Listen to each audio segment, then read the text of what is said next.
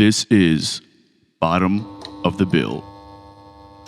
What's going on, guys, and welcome to another edition of Bottom of the Bill. I am back.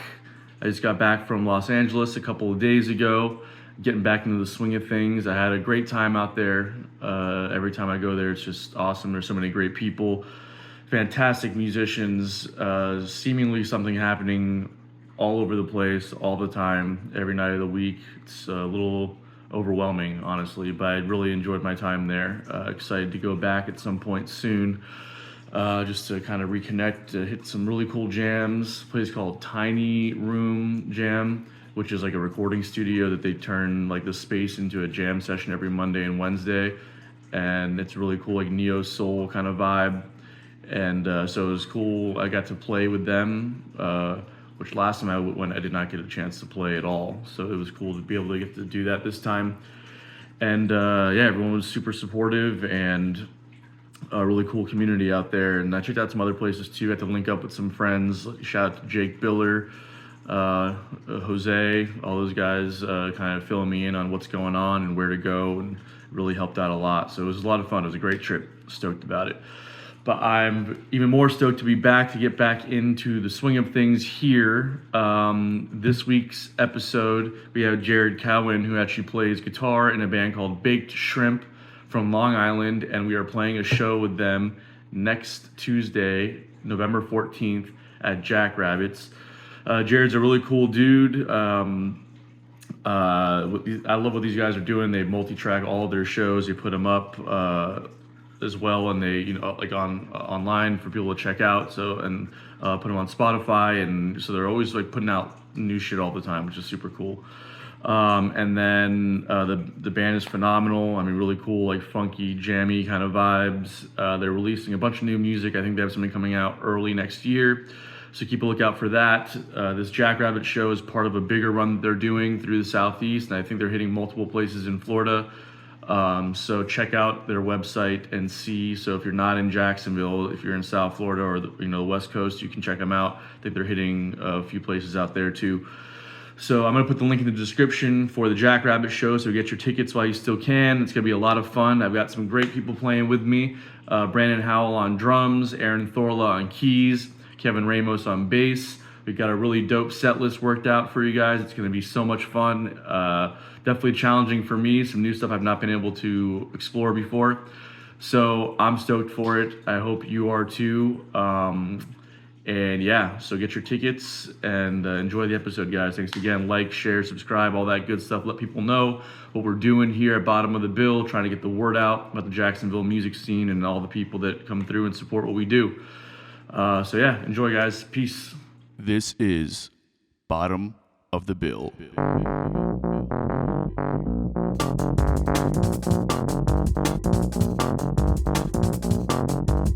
All right, Jared, we're gonna try this again. Sorry, bro. No worries. We've been having some weird issues with the internet here, so hopefully we can make this happen. So, for those who don't know, we are playing a show with Jared's band Baked Shrimp on November 14th at Jackrabbits. So we're stoked to be able to get you on the podcast and talk a little bit about what you guys have been up to and about this show. So, why don't you give us a little bit of background on just who you are as a person and a musician, Jared? Sure. Yeah, so first, thanks for having me. Very excited to be playing with you all at Jackrabbits, Jacksonville, Florida. It's going to be our first time in Jacksonville. It's actually going to be our first run down to Florida. Jacksonville is actually the first show, so that show will be our first Florida show. So thanks for being part of that experience with us. Oh yeah, man. And so I started playing music when I was 4 years old.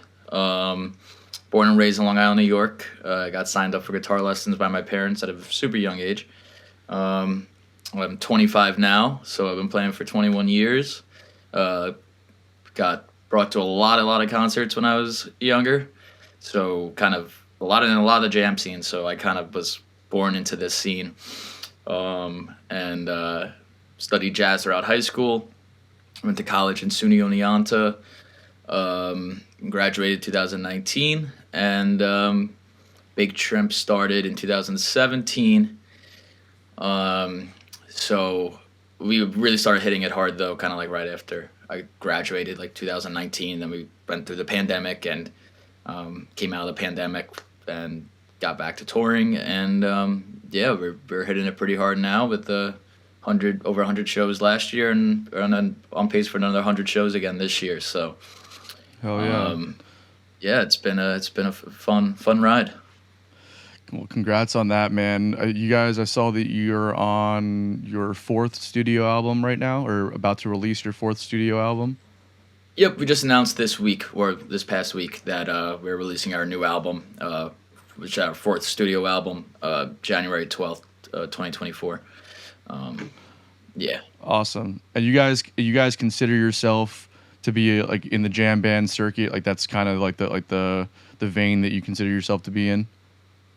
Yeah, for sure. I mean, that's at least how, we get billed, at we do a lot of jam festivals and play with many jam bands. So I would say definitely to the public eye, we are in the jam circuit. So how do you guys, as far as like the recording process for you, because I know that there's a lot of different schools of thought to this.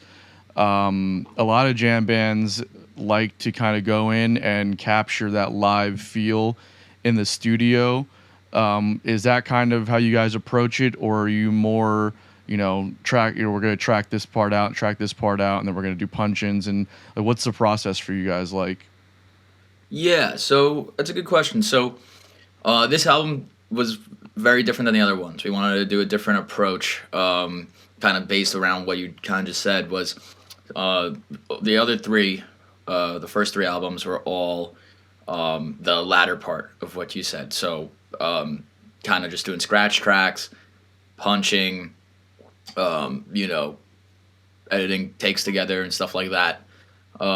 Whereas this album, we wanted to record live and then go and overdub guitar solos and things like that. So, and vocals. So we went into a totally different approach. So the other ones were like we recorded with friends in like makeshift garages, because there's like studios and garages and stuff like that. Whereas this one, we actually like went into a barn, essentially, in the middle of the woods in upstate New York, with a beautiful like state of the art studio with and a producer there, Sean Boyd at Art Farm Recording Studios in Accord. So we went there for about a week in February. We didn't play. Other than one show we did opening for the Disco Biscuits in January, we didn't play until March this year. We took like 3 months off, and so in February we went to the studio for a full week, and just tracked all multiple live takes of all these songs, and basically we were getting drum takes and bass takes all in one shot. And then we used some of the guitar stuff, but for the most part I did a lot of overdubbing afterwards. So a lot of, so the new album is the roots of it will have a live sort of feel, which we like, because we consider ourselves more of a live band than a studio band. But then we go and put production on over that, so to make it really give it a nice polished studio sound. And was that your first time working with a producer in the studio, like having another set of ears on it, or have you guys kind of brought in an outside? For the most part, I mean, the other ones we did were also who we worked with was also had like that producer knowledge, but not as like do this, don't do this, you know what I mean?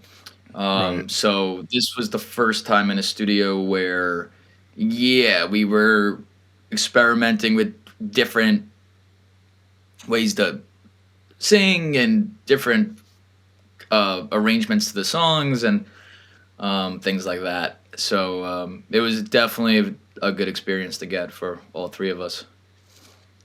And how does that affect the dynamic when you're in the studio? Because it can be one thing when you're working with the band and you have an engineer there, obviously, who's kind of, a good engineer. A lot of the times I feel like you either like don't notice them at all, or they're like, they end up being like a producer. How does that kind of shift the dynamic for you guys working as a three piece, and having done it one way for 3 albums, and now you're still a three piece, but now you're bringing in this third party to kind of come in and help, with arrangement ideas, or maybe you're singing it this way, needs to be sang this way, or whatever. You know what I mean? Does that like shift the dynamic at all between you guys? Yeah. Well, when we went in for this, we actually kind of requested that there's like that the producer is very hands on.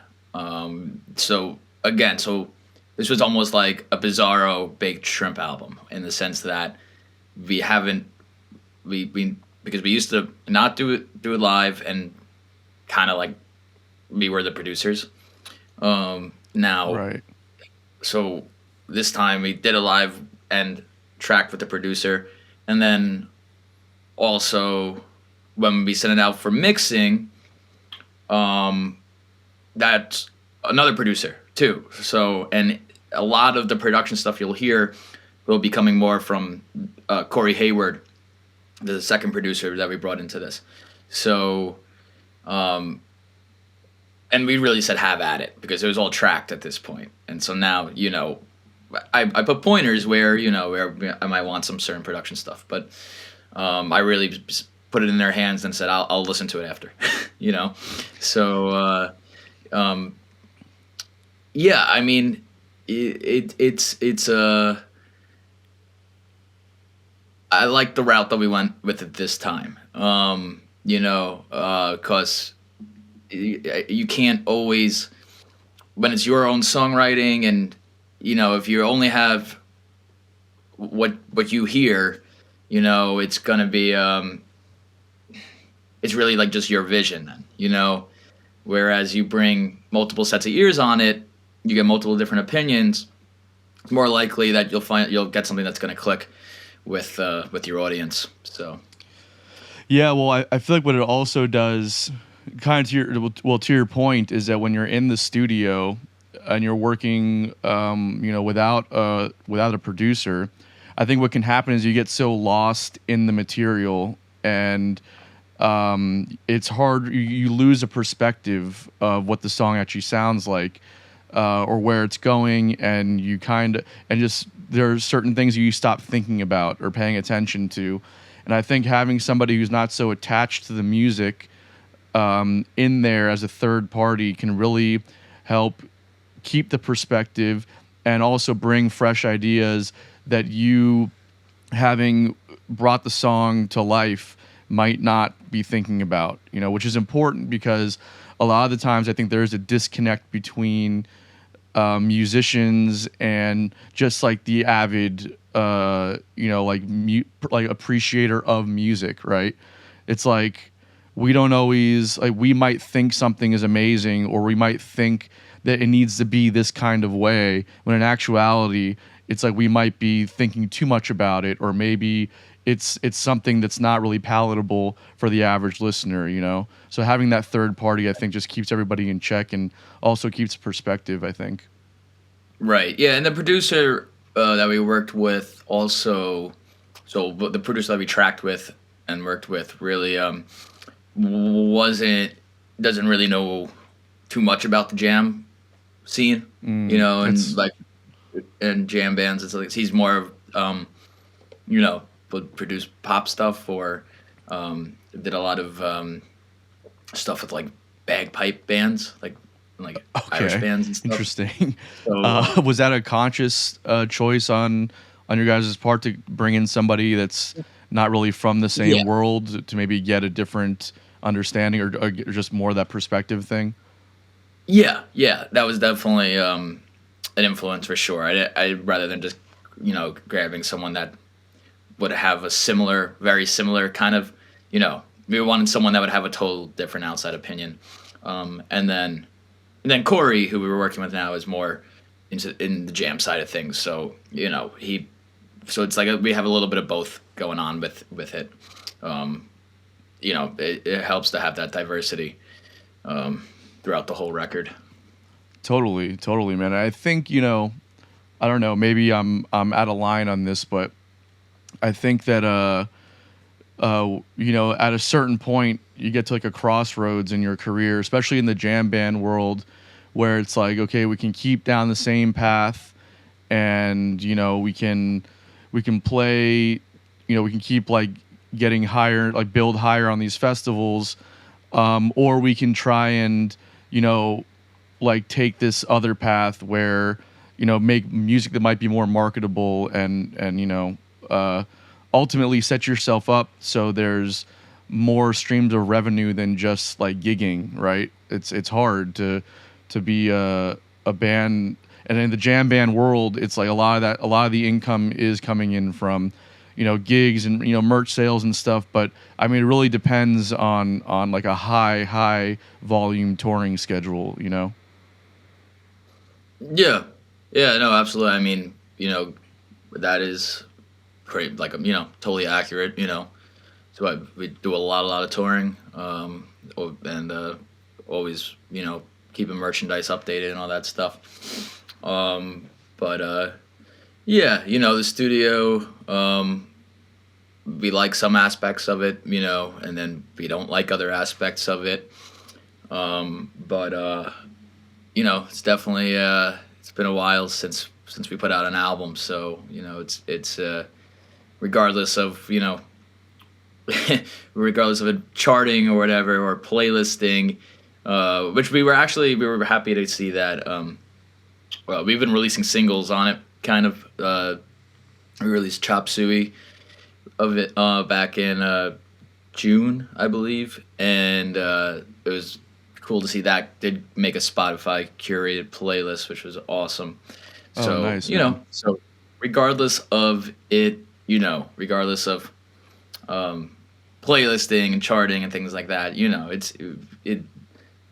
people want to hear the studio material, and have these songs officially out there on these platforms and stuff. So, we keep with it and try and get albums out routinely.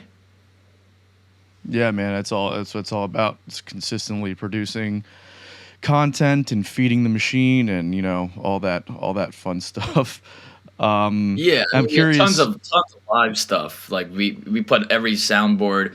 We try. I would say we're like probably get like 99% of the shows we play. Every now and then there's one that's gets away from us because of setup or something malfunctioning.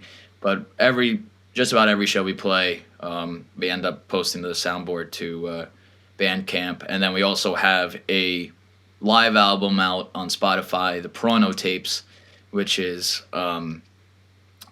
recordings from I think summer 21.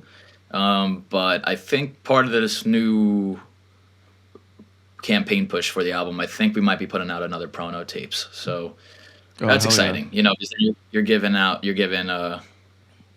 more live content to Spotify and Apple Music and that stuff, which is what we do. We're a live band, so it's good to keep putting out the live stuff there as well.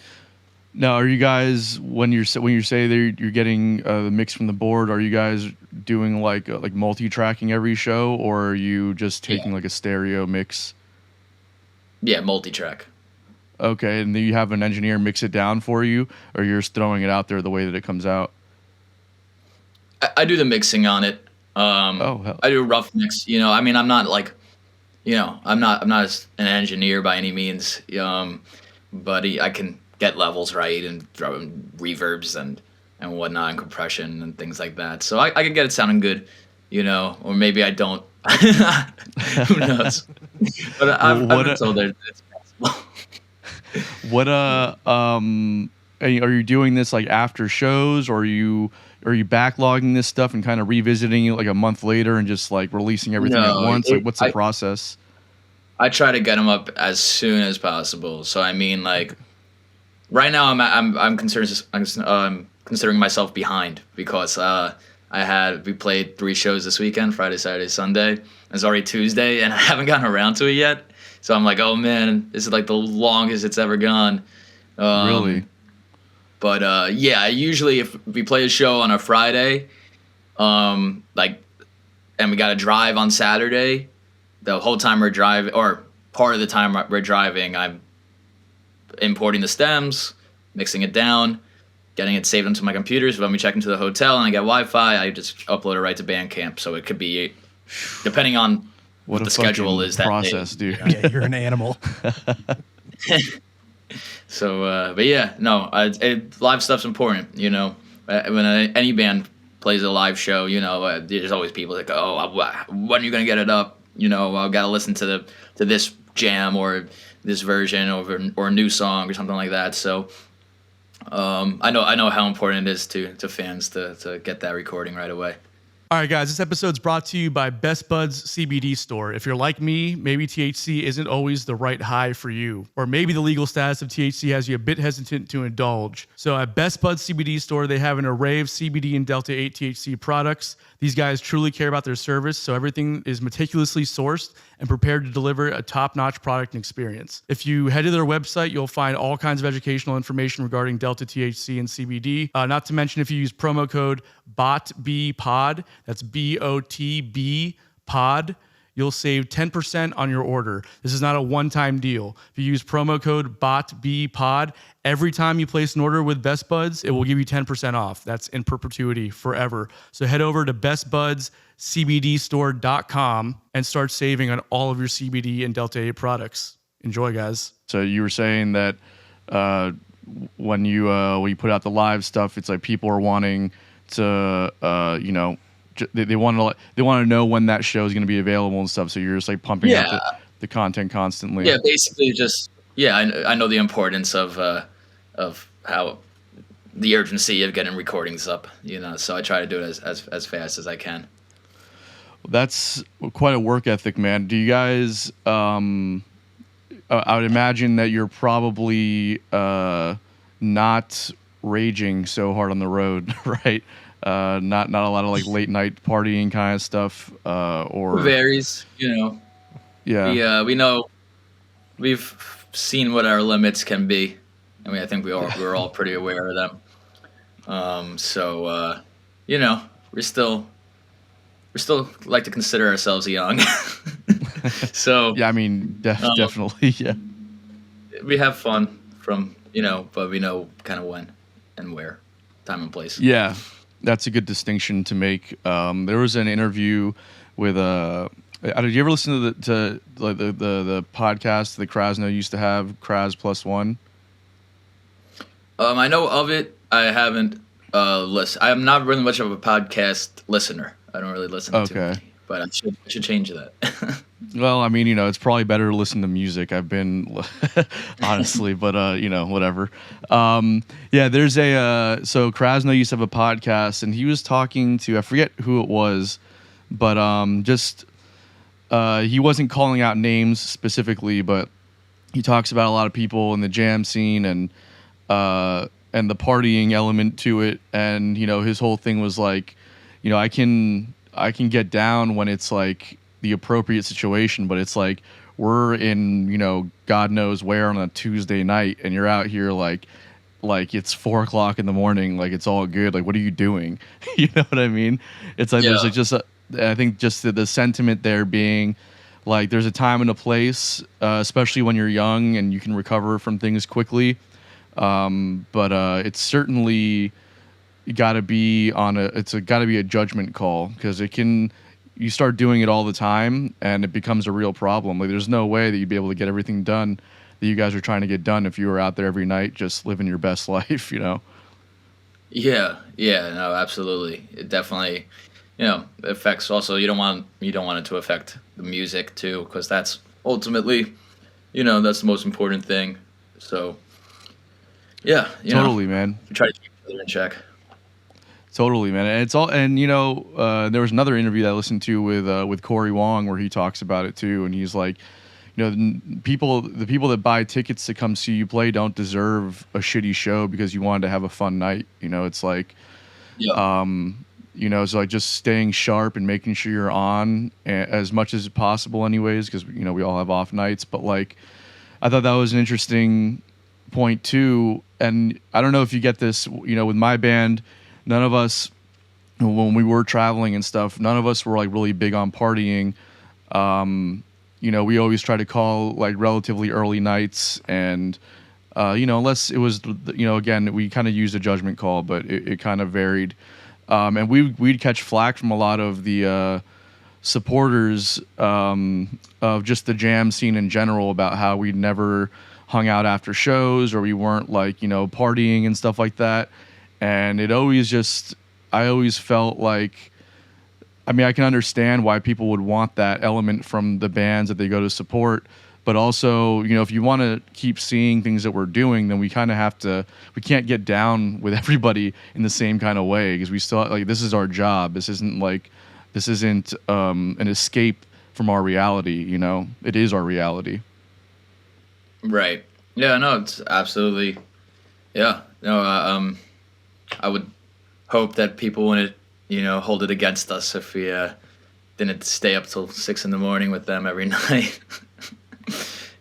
So yeah, it's definitely just it's moderation, figuring out kind of, what works, what doesn't work. Yeah, for sure, man. I'm curious, you said you're in Long Island. How far are you guys from the city? About like 15 miles, but that could be like an hour and a half most days. Yeah, yeah. So Did you guys kind of like get your start playing around Long Island, or were you guys hitting the city and trying to get into that scene? What's kind of been the trajectory of how you've gotten to where you're at now? Oh yeah. New York City is a tough scene. We didn't really play it too much getting started. We did a few shows, but not too much. We just announced today. Very cool. It's actually why I was glad we pushed a little bit, because I had a bunch of stuff I had to take care of for it. We announced today that our album release show is going to be in New York City at the Cutting Room. So that's it's exciting for us. That's our biggest headlining show we've ever had. So we're stoked for that. Yeah, man. Congratulations. Thank you, man. But yeah, so New York City, not too frequently getting started. Long Island, yes, we did a residency 2018, which helped us out a bunch. And then we've done a good number here on Long Island. I mean, probably a lot less than what your average grassroots band would do in their home spot.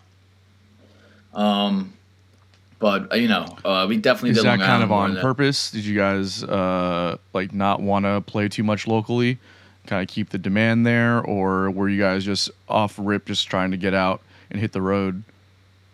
Yeah, a little bit of both. I mean, Long Island is like, it has jam supporters, but like the main scene here really is like a lot of pop punk and like a lot of tribute bands. So Yeah. not really either of those. So Yeah, it seems to be the trend everywhere right now. we scooped up, the people that want to go out and see an original jam show here, and they come and support us when we're here. But we said let's test some other markets, and we found markets we do really well in, and decided to tour a lot, and so we could get back to those markets as frequently as we can. And so there's plenty that we actually happen to do better than we do at home. So it's kind of how that came together like that with a lot of the touring. Where do you think you guys perform better in as far as like attendance and just reception goes? Yeah, I mean, there's a lot of different ones and a lot of unique ones. But I mean, just simply just kind of going upstate New York. We have a lot of family and shrimp supporters up there. So like Albany area, Syracuse area, Ithaca area, Buffalo, and then kind of if we're going out of state, there's some cool, unique ones like Louisville, Kentucky, Greensboro, North Carolina, Asheville, North Carolina, Richmond, Virginia. So yeah, and then over in New Haven, Connecticut, we do really well. Bridgeport, Connecticut. That about sums it up. I would say there's plenty of great ones, and we did a lot of first times this past summer tour. We just got off like a 50-show summer tour, and we did Mile Music Festival over in Wisconsin, in Appleton, and I was looking at our Spotify kind of stats where they show you where your listeners are coming in from, and after that festival, like they were like Appleton, Wisconsin was like dominating our listeners. So Really? I went and booked us a show back in Appleton, and we're going back in November. So that's exciting to see maybe a little Wisconsin market pop up because we hadn't been in Wisconsin before this past summer. And we did Minneapolis for the first time, had a great time there. We did Iowa for the first time. We did St. Louis for the first time. And now on the fall tour, which just got started this past weekend, we're doing first times in Florida. So we're doing we're doing Jacksonville, St. Petersburg, and Boca. And then we're doing... Where are you guys playing in St. Pete? That is at Cage Brewing. Okay, and how about Boca? Crazy Uncle Mike's. Oh, hell yeah. Are you guys playing with another local band there, or are you just doing just like a As of now, I believe we're doing an evening with. That could change, but as far as my knowledge goes, I believe we're doing just 2 sets of baked shrimp. Cool. That's a fun room, man. I love Crazy Uncle Mike's. I've played there a few times. Yeah, I've heard good things. And another one that we're doing for the first time too, which we're super stoked about, is New Orleans. So oh hell yeah! Where are you guys playing there? Le Bon Temps Roulé. Le Bon Temps Roux. We played there a few times also. I knew I was gonna totally. How is it? How do you pronounce it? Le Bon Temps Roux. I believe it's how you say it. Bon Temps Roux. Okay. Yeah. I think it means let the good times roll. Oh, okay. So maybe I'll just call it that. Yeah. Good times roll. We still love our Yankee friends. It's all good. Yeah, I knew. I'm like, I'll work on it before we get down there. I've played that venue a few times, man. That place is so much fun, man. They usually set you up in like the back bar, and it gets rowdy as shit. I love it. It was so much fun when we played there. Yeah, we're stoked. It looked like we're playing late too. It looks like the show starts super late. Like midnight probably. Yeah, it's a Saturday night. Yeah. So. Yeah, hell yeah, man. I love New Orleans, man. I've played there, pretty decent amount over the years, and it's rare to find a city that appreciates music as much as they do there. It's wild. Yeah. No, I've never been just in general in my life, so it's gonna be my first time down there. Jager went down there, our drummer, as a kid, maybe he was like 10 or something, 11, and he like fell in love with it. And so he's super stoked to go back as well. And it's going to be Scott's first time there, I believe, also. So, anytime we get something like that, like where it's like, it becomes just like a second cool thing about touring is, getting to see a spot that we've never been. So, we actually have 2 days off after the New Orleans show. So we're off on the Sunday and the Monday. So we can hang out, eat a lot of food, let's go see some sights, and we're super stoked. Are you guys playing with another band that night, or is it just you guys again? Yeah, that one's definitely, I think, just baked shrimp. Okay, cool. And whereabouts in Asheville? Are you guys hitting Asheville on this run, or was that previously? Yeah, we're going back. Yep. We Where are you always guys try playing there? One stop. That's nice. below the. Yeah. That's Music hall, we did that room. I think last fall. I think in December we did that room as well. It's a lot of fun. Yeah, I love One Stop. Yeah, man, totally. I love it there. We played One Stop a bunch a few years ago, and then we shout out to our friends Andrew Scotchy and the River Rats out of Asheville. We just had Keith, their bass player, on the podcast a couple weeks ago, and we've been working with those guys for like 6 years, and then I think it was January of 2020. we Andrew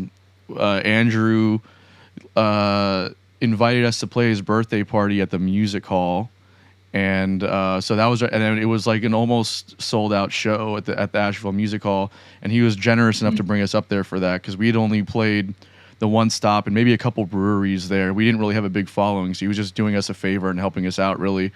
And man, what a night that was! And then we ended up like booking this huge Southeast tour for that summer, and then obviously we all know how that played out. So, but I love Asheville, man. It's always been a great town for music. Yeah, no, it's also that's up there in like terms of like favorite just cities in general, like regardless of music and whatnot. One of my favorite cities to visit.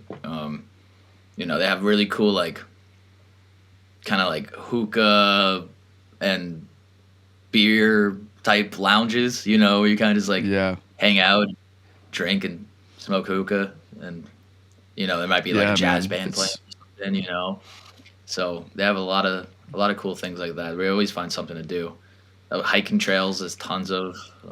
Oh my God, yeah. I mean, you can stay busy with so much cool stuff in Asheville for as long as you want, man. It's an awesome place.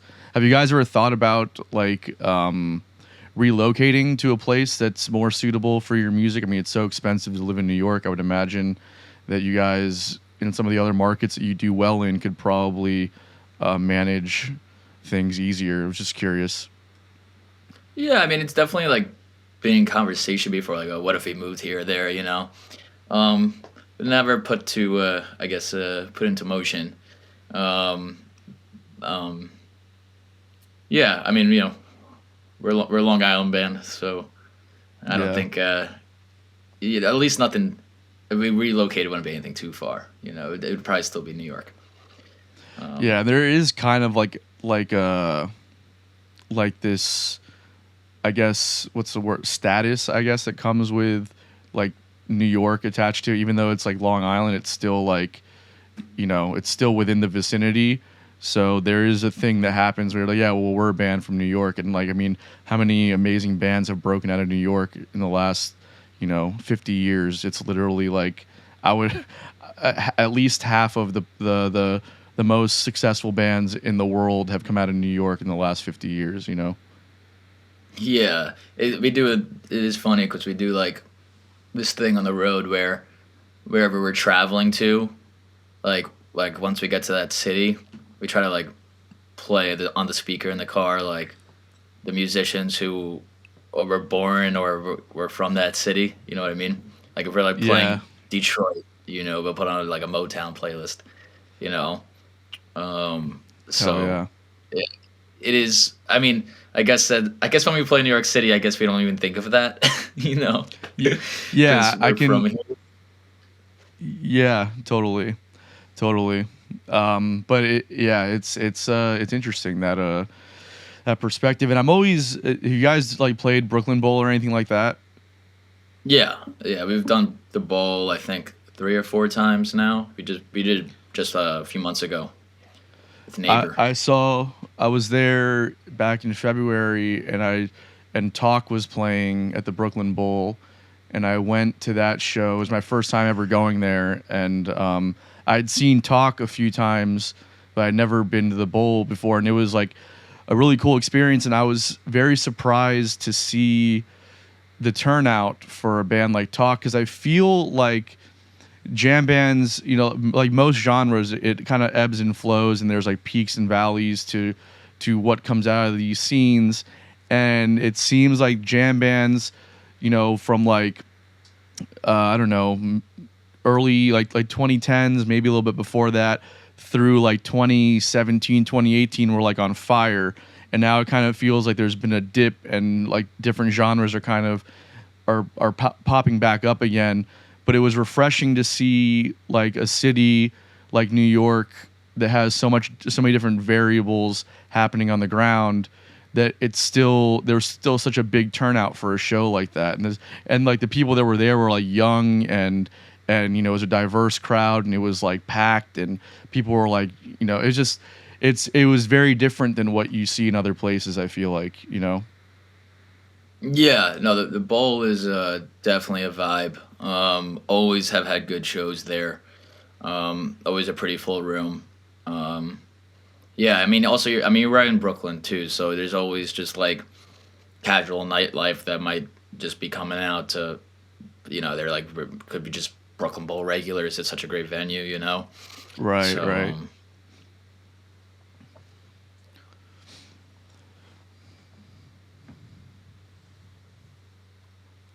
Sorry, did we lose you, man? Or sorry, no, yeah, I'm here. Okay, cool. Yeah, sorry about that. Okay.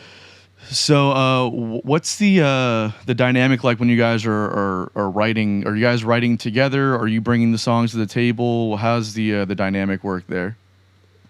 Yeah, so for the most part, we don't write together. Usually, someone has a song and we bring it in. Sometimes, you know, I mean, we contribute though. You know, like Jager is a bunch of Jager's first batch of tunes. We're just kind of like lyrics with a melody. But he's not great with like melodic instruments. So, you know, he would have to like hum it out, and like me and Scott would sit there and kind of put the chord progressions together. Recently though, he's been like putting demos together like in GarageBand and bringing them in, so they're kind of more focused. But prior to that though, so he would come in with like kind of a melody and hum it, and me and Scott would put chord progressions together and help the structure and stuff like that. So there's definitely a few tunes that have been like more focused group efforts. But for the most part, I would say just about all my writing was things I just brought in with. I come in with a chord chart and kind of an idea for what the rhythm's gonna be like, and sometimes we're just I would put a sheet down and we just kind of play it, or I'll have a recording. And Scott just kind of similar. He'll just bring the song in. Sometimes he asks for advice on a certain sections and things like that. So it varies, like, but it's never really like a full-on songwriting process. It's kind of more like contributions and making a song a little more fleshed out. Right. Where I know a lot of groups do like sit in a room and really songwrite. So we're not exactly like that. Yeah. Is that like a conscious effort, or just kind of works itself out that way? Kind of works itself out that way. I mean, it depends. I mean, sometimes, and there has been. It's not like it's non-existent. Like, there's been times where we've been like just jamming at practice, and like I'll like almost like even stop the jam and be like, "Oh, this sounds kind of cool," and then we'll write a song based around that. So it's not like it's non-existent. There's probably a few tunes I can think of that have been like that. But I mean, if I'm a lot of times I'll my practice sessions by myself turn into songwriting sessions. That happens all the time with me.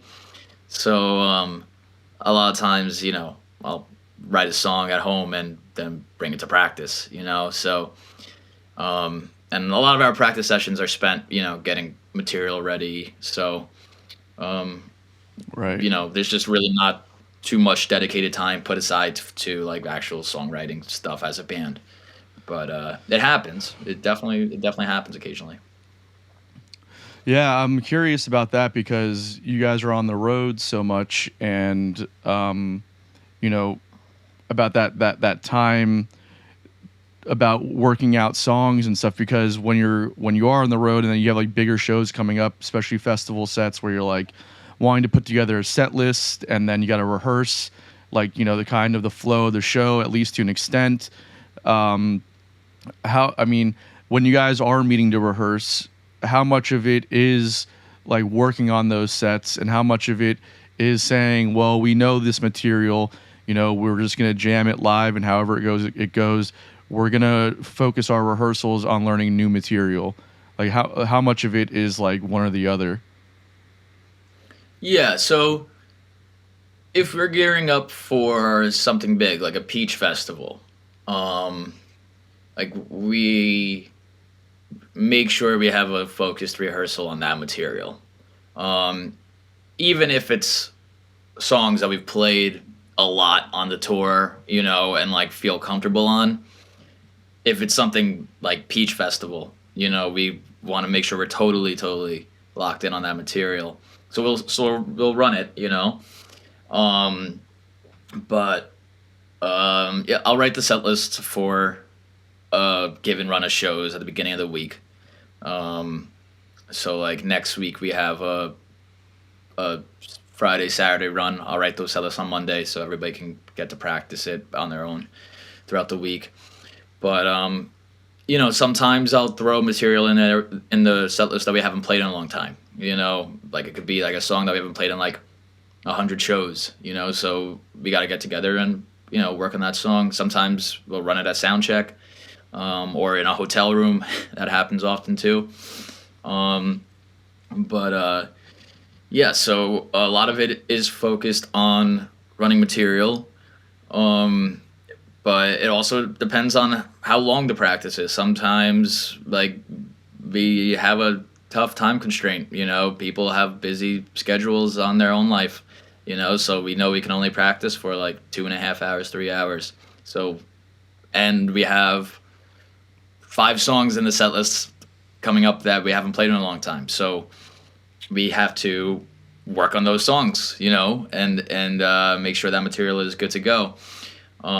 Whereas other times, maybe it's like a weekend that we're not playing, which is rare, but it happens, and we'll get together for practice, and we'll have a whole day. We'll start at 11 in the morning, and we'll play until 11 at night. We'll play 12 hours. So now we can work on new material. We can work on rare material. I mean, we can work on some improvisational exercises and things like that, dig up some old tunes that are like, hey, this would be fun to try and bring out again, or has anybody been writing that they want to bring anything, so those practices are great. They when we get the chance to be able to do stuff like that. Yeah, man, I can imagine. I mean, how do you break up those 12-hour days? It must be like, I mean, you guys must take breaks and like, do you, because something I've thought about too is like taking long rehearsals like that and then kind of making it like more than just like a band. I mean, obviously you rehearse, and then like making it like a team building thing, right? Like you can do like, get food, just hang out and like do things that kind of build the camaraderie beyond the music, and then get back to the music. Is there any of that kind of stuff happening, or are you guys just like 12 hours, let's get it? Yeah, no, plenty. During the pandemic, we couldn't tour or play, so we did a lot of practicing, and we would have like back-to-back days of that, and like stay over and like hang out after practice, watch a movie, plenty of that. So it's great when we are able to do things like that and not have to feel rushed to make sure like a cellist is ready to go for like an upcoming show. We always like to hang out. That's always a special thing when that gets to happen. Yeah, man, totally. Or are you guys working day jobs at all to keep it moving, or you've been able to just kind of make the whole thing full time? Yeah, Scott's still working in the market. He's worked in the market since Big Shrimp's I think been going, and he's still doing it for a side hustle. And I do solo gigs and also teach. I'm also a music instructor. Oh, okay, cool. And Jager also occasionally will teach. So Gotcha. Yeah, so that's got to be difficult trying to figure out the time that everybody can do it, because if you're not gigging or teaching, then somebody else is going to be at work or whatever it might be. It's just like fitting it in where you can. Yeah, we it's not like I'm ever like last second like, hey, can you guys practice tomorrow? That's never like. It's more like I ask what everyone's schedule is at the beginning of the week, and we have an app we use that like just kind of like just shows the calendar for the upcoming week or the upcoming month or the tour. So everybody just kind of opens their app and sees, oh, practice is on Wednesday or practice on Thursday, things like that. So Gotcha. it's convenient. Yeah. Yeah, man. Well, I'm excited to check out more what you guys are doing, and very excited to play with you, man. I checked out some of the videos when you first reached out to me, and you sound like a great guitar player, and I'm excited to be able to, just get to work with you guys. It's going to be very cool. Thank you, man. Yeah, no, we're stoked. We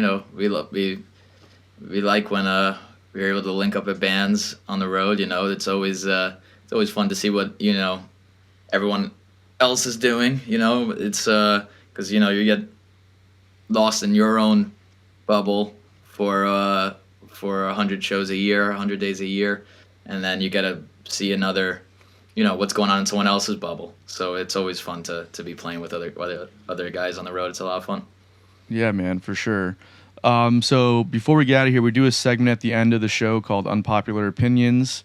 And we each just kind of go around and say an unpopular opinion, and then we discuss it. So it can be about whatever you want it to be.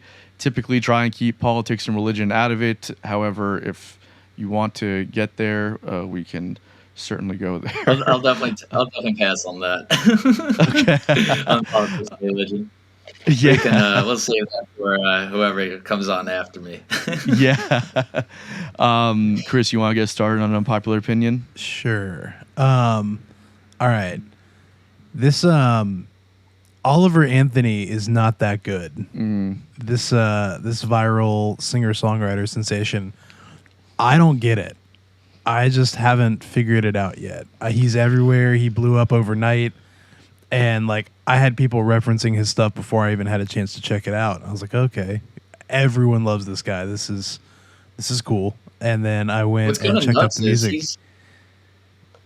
What's that? He's from Farmville, Virginia, and we played North Street Press Club in Farmville, Virginia, probably about like a week before that video came out.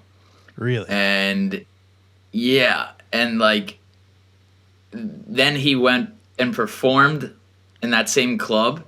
I guess him and the talent buyer there are super tight. And like I saw pictures and it's like, oh my God, like it doesn't even look like the same club. Like it was like packed, like insanely packed. Like we had like a decent crowd there for us, but not like I couldn't believe how many people they stuffed into there for him. Just overnight, like he didn't put in. I mean, he just I saw his picture on the internet, and then he was a multimillionaire. I mean, there was. I don't know his story super well. I know he's put out some interviews and stuff. I should check it out. But like, I didn't really see like a grind to get there. It just seemed like I put out one song, it went viral, and now I'm here. Yeah. I actually think he's pretty talented. Okay. I don't know if how much he's blown up is, how much of it is like justified. Sure. But I've seen local talent here and really anywhere that can do what he did and has done what he does as far as like, the art that's produced. But I think he's talented, and I don't think he's undeserving of, success.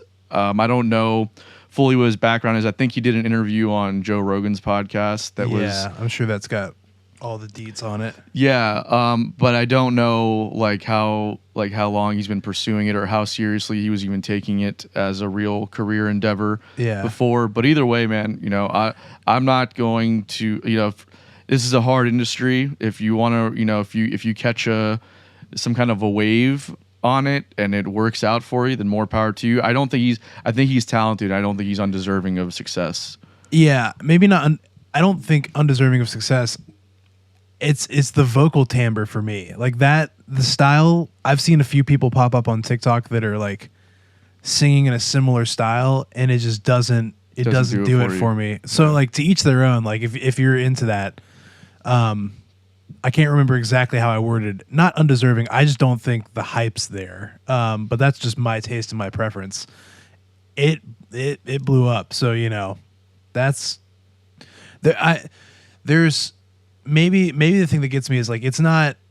It could be anybody. Like you said, like there's so many people that go out with one guitar and write tunes. It could be anybody. Yeah. And like maybe just like a perfect storm of like the political climate and like everything that his song was talking about, it just like it hit right and it took off. But like I know so many singer songwriters that could have been anyone, So yeah, totally. I feel you. I just kind of the rolling question was like, why this dude? Right. Not that he's not deserving of it. It's just like what's so different about him versus like my 10 friends that I think write incredible songs that get 100 hits on YouTube for something that's just gorgeous or beautiful, and I'm just like, right. I'm a little bit of a hater, but like whatever.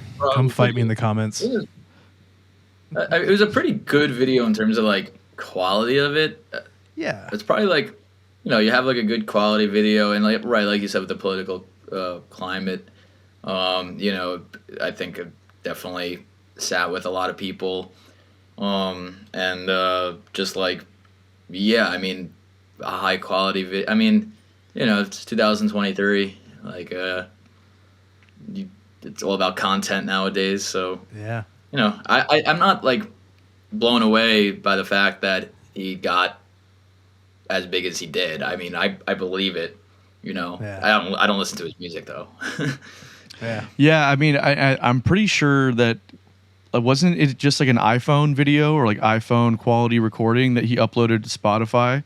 And then as far as the video goes, I didn't even think it was, I haven't seen the video or whatever video people are referencing, but like I didn't even know that it was supposed to be high quality. I thought it was just like an iPhone. I thought it was, maybe I saw a different one, or maybe he like re-recorded. I saw one where like I was like, oh, this is like a nice camera angle, and like it looked like it was like well done. I don't know, maybe he recorded it. Is it the one from like him playing in the woods? Because that's the one I thought like so. Yeah. Even with the even iPhones or a single camera, they can look pretty good. They can look pretty good, if you set it up in the right way and clean it up in post. So Yeah. That being said, if he called me for work, I'd probably take it. So Yeah. Whatever. I mean, definitely. You're fine. Call me, then I'll listen to your discography. Yeah. Oliver.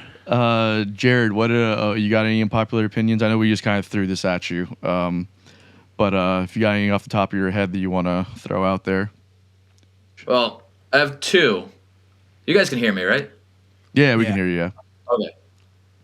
No, I'm gonna just go with the one I had in mind. It was just like, like what we were goofing off about on the road like this past weekend already. So I may as well just like stick with that. I'll speak on Jager's behalf too, because me and Jager share the same opinion on this. But we know it's very unpopular. We know it's super unpopular. But we both really like those like artificial kind of like ice cream flavors that like no one else likes, like cotton candy and cake batter. Like no one likes those flavors at all. Like we get made fun of all the time, but me and Jager were both talking about how like those are like that's what we go to. Like if like they have like we're looking at like a menu of ice cream, and like we see like cotton candy swirl with like cookie crunch in it, that's what we go for. But no one else would ever say that.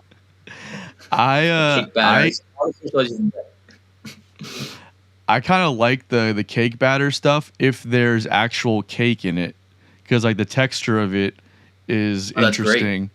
Yeah, but like if it just tastes like cake, then to me it's like just an overabundance of frosting flavor, and just like the sugar is just like it's overwhelming for me. But I think I lost you again. Oh, you lost? Can you hear me? I heard you say frosting flavor. Yeah, it tastes like, just if there's no cake in there, it tastes like too much frosting, and the sugar is just like insane. I can't handle all that sugar. And I certainly don't like anything cotton candy. Can go straight to hell in my book.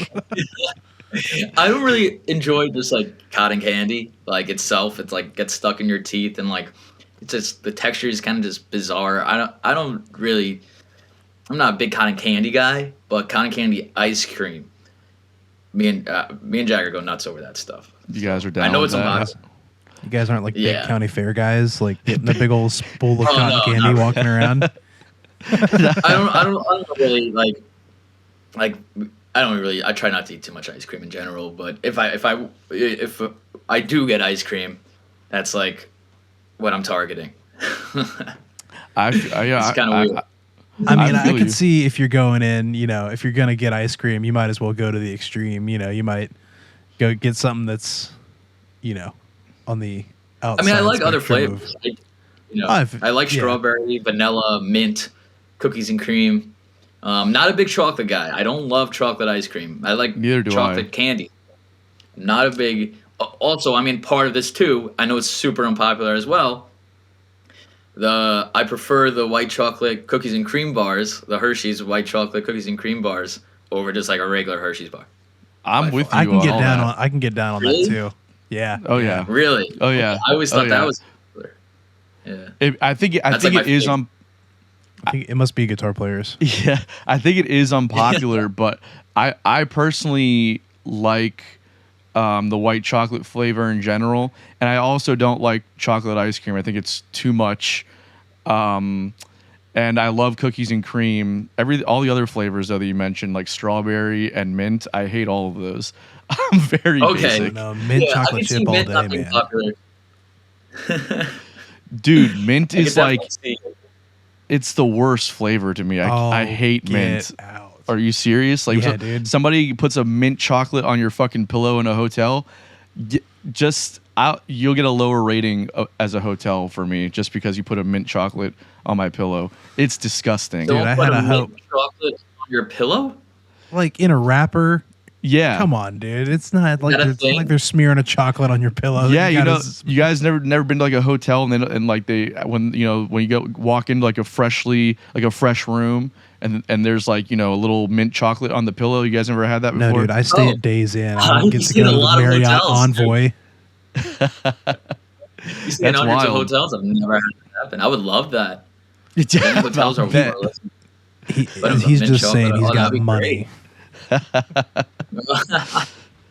Sometimes they put the pillows like super upright, and that's kind of weird. But oh, dude, I could go on for days about the quality of hotel pillows, and I just I can't.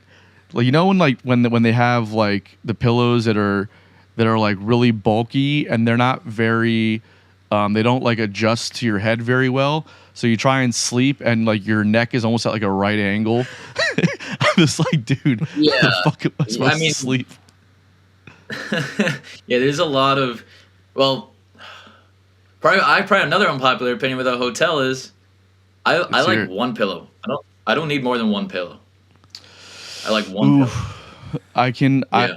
I can sympathize with this. However, I do need a second pillow because not for my head, but I need it to like rest my body or to put in between my legs. I need something I do the same. because Okay. it helps. But as far as like to rest my head on, I just need one pillow for sure. Yeah, otherwise it's like, I'm just like, my head is just too high up, you know? And it's like, I don't feel like I'm really like getting proper rest. I feel like my head's just really high. You know? Totally. I just did we just did one of these Virgin cruises where we were performing on, and not to talk shit, the accommodations were amazing. But I will say that the pillows were wildly uncomfortable. Other than that though, great accommodations. All right. So my unpopular opinion this week is we'll stick on the food one here. I don't like a lot of tomato sauce on my pizza, and this might be blasphemous, you coming from New York, so I don't know.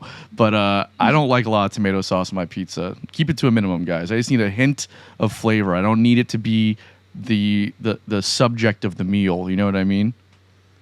That is probably nowadays an unpopular.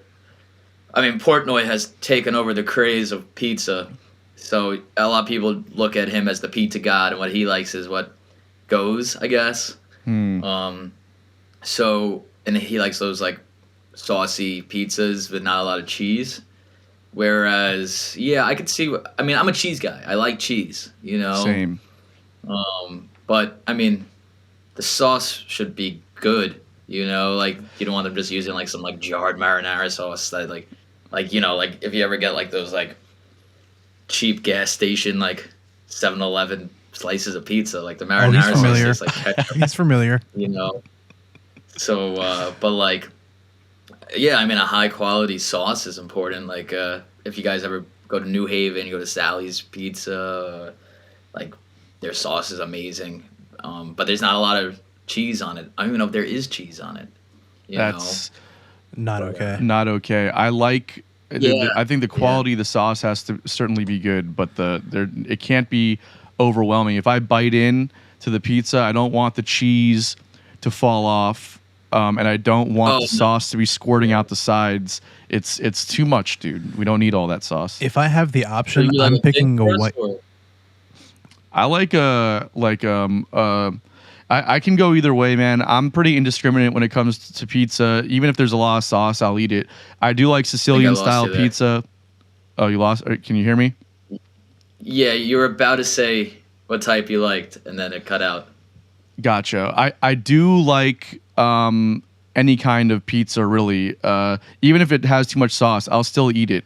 But what I prefer is probably like a New York style, you know, thinner crust, crispy, but also like foldable, you know. But I do like a good Sicilian pizza. I do like a good like grandma style pizza. I do like a good Chicago style pizza as well. Deep dish can be good, but it's a whole different thing, honestly. Yeah, so I don't we've know. done them all. You know? We've had all. I mean, we did. That is a thing on the road for us. We always try to get. You know, if something's known for something food wise, we go after it on the road. I've had all the cheesesteaks in Philly. I've had every one. Okay, and- I got one for you.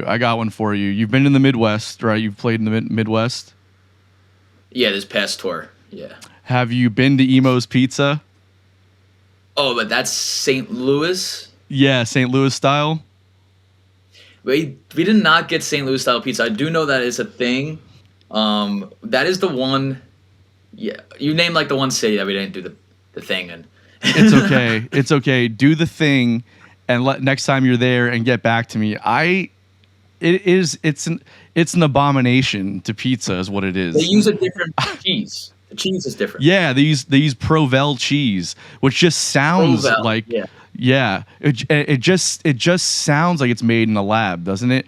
Provel cheese, like it's Sounds like provolone. Yeah, but there's no it's like a concoction of like a few different cheeses, I think, and provolone isn't even one of them, which is hilarious. Really? Nice. Yeah. And when you first off, it comes like these very thin squares. The sauce is an abomination. The cheese melts in such a way where it feels like rubbery. It's like rubbery almost. It's disgusting. And then we had to when the last tour that I was on through the Midwest, the band leader took us there because he's like a Connecticut guy and is a big pizza guy and was like, you have to try this pizza. It's an abomination. And I gotta say, he couldn't describe it enough of how bad it was. And people in the Midwest, specifically St. Louis, will die on this hill that it is the best pizza. I can't even fathom how you can come to that conclusion.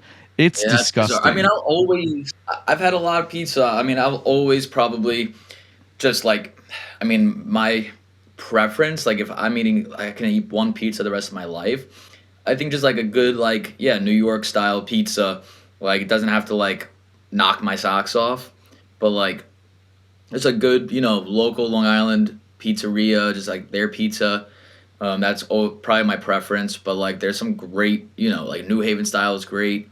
And when we do Detroit, we go to Buddy's, which is great. And then what is Detroit style pizza? I've never had that. It's like it's kind of like almost similar to a grandma style. It's like the bottom of the pizza is super buttery. It's like a buttery crust, and then on top is like loaded with pepperonis, like those curly pepperonis that curl up. Yeah, like that's like a proper Detroit style, it was really good. We had it last time we did Detroit. It was amazing, and then we did Lou Malnati's in Chicago, and I was the only one that liked it. Really? So there's an unpopular opinion. Yeah, the other guys did not like the deep dish style. I thought it was great. I love it. We had the sausage crust. That does sound very good, actually. I do like a good deep dish. Yeah, I mean, I would prefer New York style, I guess. Like if I really had to like eat, I mean, deep dish is heavy. You eat one slice and you like want to go to sleep. Whereas like, you can eat like 2-3 slices of New York. So, yeah, well, it's a whole different experience. I feel like a Chicago style or a deep dish is like a lasagna more than it is a pizza. And I don't even think people in Chicago eat deep dish that often. Probably not. It's like I think a lot of these food cuisines, like I don't think everyone in Philly is like eating cheesesteaks every day. Right. Yeah. I do like a good bagel though, being on Long Island. Oh yeah, and there is a difference. The bagels up there are very different than what you get store-bought stuff down here. It's it's kind of crazy. I will not buy bagels outside this area. They're just not. They're not good. What should I do what should we do while in Florida? Our first Florida trip. What's the food? Man, Jacksonville has got voted some of the best barbecue in the country, which is incorrect. But there's a couple good places. There's a couple good places, though. Also, seafood. If you like swing out by the beaches and hit like Singleton's or Singleton's is good. What's the North Beach Fish Camp? I think. Right. Yeah. There's some really good fresh seafood out here too. Yeah. Nice. And if you guys are going to South Florida, you can probably, I don't know, Boca is not far south enough, but like you can get really good Cuban food. You're like an hour north of Miami in Boca though. So, but I mean, or just get like, have you ever had Cuban coffee before? I haven't. What is it? Cuban coffee is just an absurd amount of sugar in an espresso. But the way that it's mixed in is like, so like the process of making it is like you take a bunch of sugar, then you put a little bit of espresso in it, you stir it up, put a little bit more, you stir it up, and it becomes very foamy, and then you dump the rest of the espresso in it, and the foam kind of rises to the top. It's very sweet, but also like kind of bitter, and then you take one little shot of it, and you're fucking flying, dude. It's the best thing ever. Yeah. It sounds like something Jager would like. He likes those sugary espresso type coffees. I used to drink them when I lived in Miami. I used to drink them every day. I mean, lots of them. It was a problem. Really? I can't do sugar like that anymore. I crash way too hard from it. But I do, whenever I'm back home, I do enjoy a good Cuban coffee. Just because like we also like my family's Cuban, so we make it at home. So like I drink it when I'm there. Nice. I'll But definitely. those are the give it a Florida shot. tips, bro. Nice. Highly Oh, recommend. yeah. There's some good spots in Jacksonville that have some good Cuban coffee. Yeah, we'll hook you up. Send me a list of the must-try Jacksonville spots. I got you covered, bro. Hopefully have some time before the show and hit one of them for sure. We got you covered for sure, bro. Thanks for being with us today, man. It was a lot of fun talking, and I'm stoked for the show in November. Hell yeah, man. November 14th. We'll see you there. Yes, sir. Good luck on the road, and we'll see you soon. Thanks so much, and thanks for having me. Thank you. Yeah, man. Peace out.